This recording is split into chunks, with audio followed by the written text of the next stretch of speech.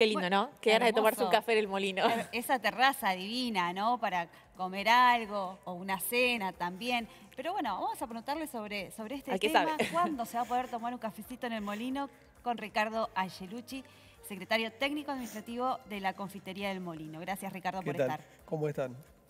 Bueno, la verdad que esto lleva bastante tiempo, digamos, para poder tomar un café. Uno quisiera calmar la ansiedad de toda la gente que la verdad que nos visita y tiene esas expresiones tan halagüeñas. Pero bueno, tomar un café implica un proceso que arrancó con un edificio en estado de destrucción. Siempre cuento, primero para tomar un café había que asegurar que el edificio no se derrumbara. Y ese era el estado del edificio, el 2 de julio del 2018 cuando ingresamos.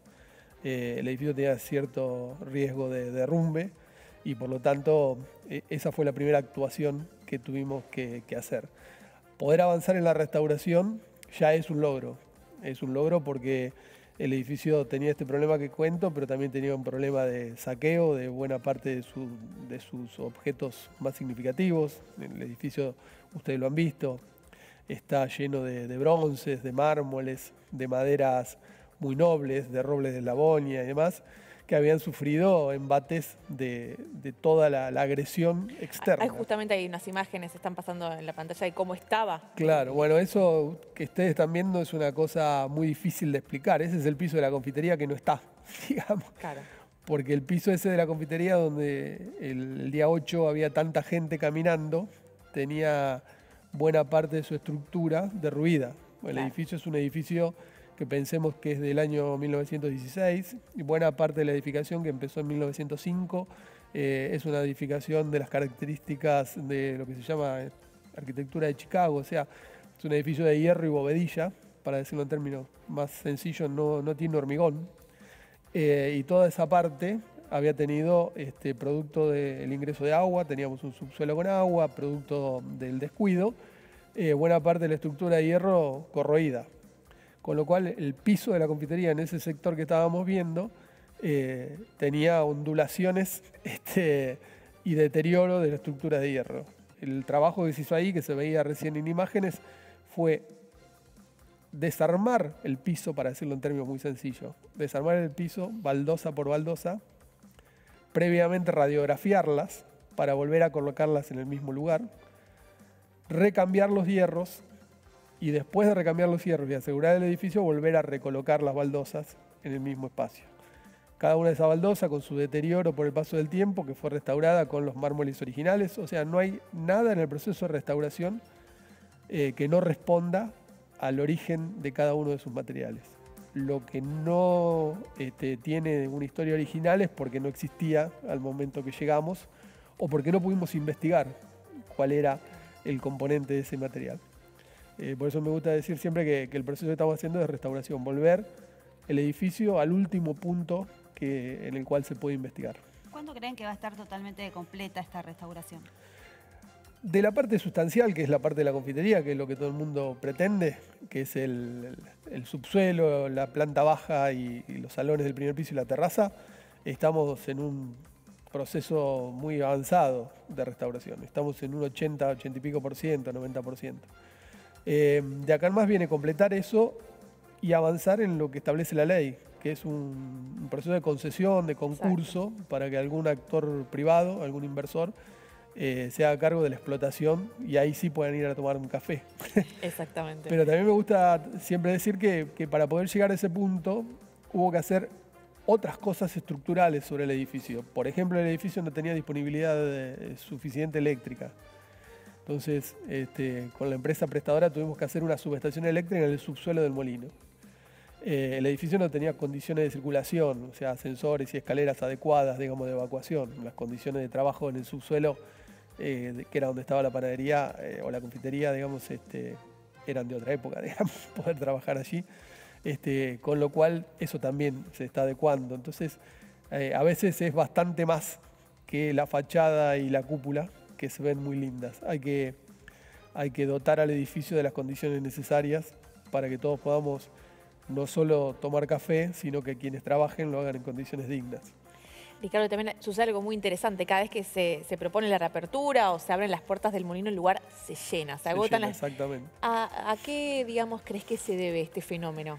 No, yo creo que más allá de que es un edificio de la Ciudad de Buenos Aires, de alguna manera es un edificio que por su cercanía al Congreso, por ser contemporáneo al Congreso, nació en el mismo momento, es un edificio de todos los argentinos. Y a mí además me gusta decir que es un edificio que de alguna manera es un edificio que cuenta la historia de Argentina. Primero porque es un edificio que no fue construido por las familias más acaudaladas, sino que fue construido por dos panaderos. Es un edificio burgués, si se quiere. Es un edificio que a su vez tiene toda una historia del trabajo. El sindicato panadero era un sindicato muy fuerte al principio del siglo XIX y bueno, y tiene toda una historia. Y después la ubicación, que se construye justamente cuando termina el eje, remata el eje Casa de Gobierno, Congreso Nacional, y en el mismo año que el Congreso, el vínculo con la política, y a partir de la política la cultura, a partir de eso la música, lo ha hecho un ícono quizás de los más destacados de Argentina. La historia de Gardel, digamos, en la confitería del Molino y el postre a su amigo Leguizamo. Los pan dulces.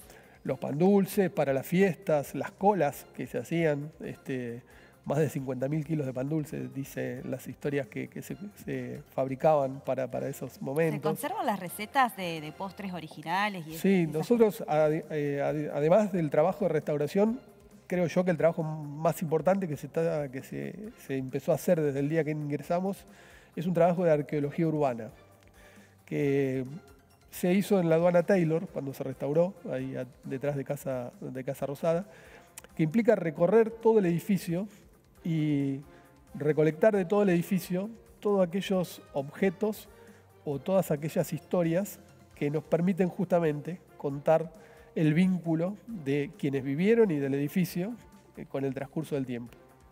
Y a lo largo de todo ese trabajo que se hizo, no solo recolectamos los moldes propio de la panadería, sino objetos de los departamentos de renta que había arriba, y también papelería, como la que contás, entregas de proveedores, recetas.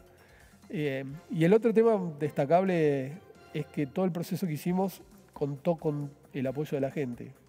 De la misma manera que vienen cuando abrimos, a través de las redes nos han acercado montones de historias, gente a veces que con una foto. Fotos también, ¿no? Porque se hacían casamientos. Exacto, con una foto de sus abuelos de la década del 30, o de un bautismo de la década del 40, o de alguien tomando un té con su abuela allá por los 50, nos permitió con las fotos rescatar lugares que no teníamos tampoco mucha claridad sobre su restauración.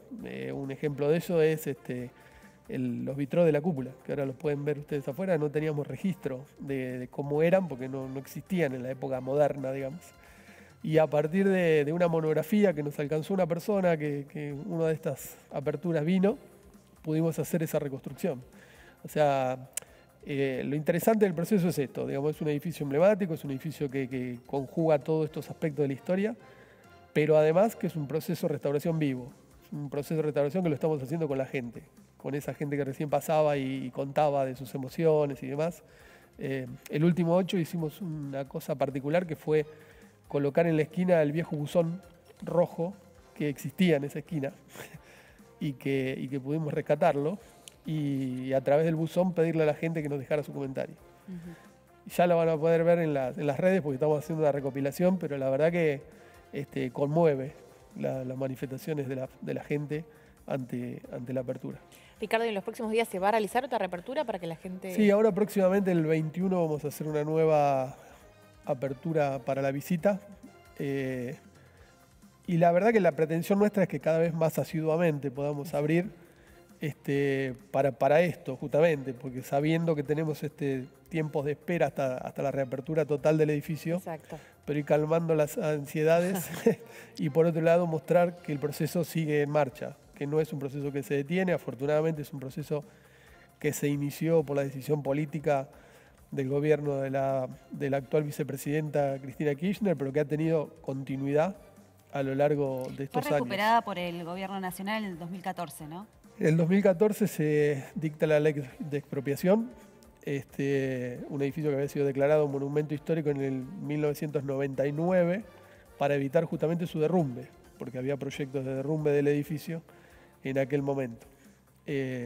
A partir de la ley de expropiación, la ley misma establece que una vez expropiado por el Poder Ejecutivo, la propiedad era del Congreso de la Nación. O sea, hoy es un edificio propiedad de las dos cámaras, digamos, del Congreso de la Nación.